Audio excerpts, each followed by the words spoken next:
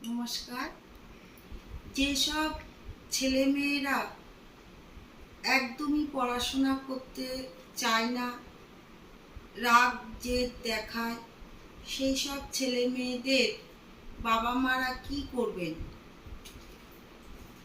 একটি ময়ূরের পালক নেবেন, নিয়ে আপনার সন্তান যে বালিশে শুয়ে থাকে সেই বালিশের নিচে ময়ূরের পালকটি রেখে দেবেন।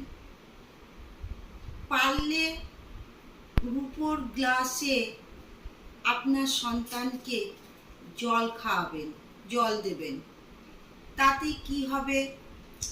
আপনার ছেলে মেয়ে ভালো পড়াশোনা করবে, পড়াশোনা মনে রাখতে পারবে, রাগ জেদ কমে যাবে, চন্দ্র গ্রহ ঠান্ডা থাকবে।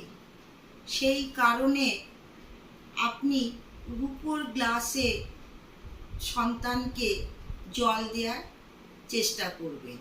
এতে সন্তানের মাথা ঠান্ডা থাকবে। আজ এইটুকুই।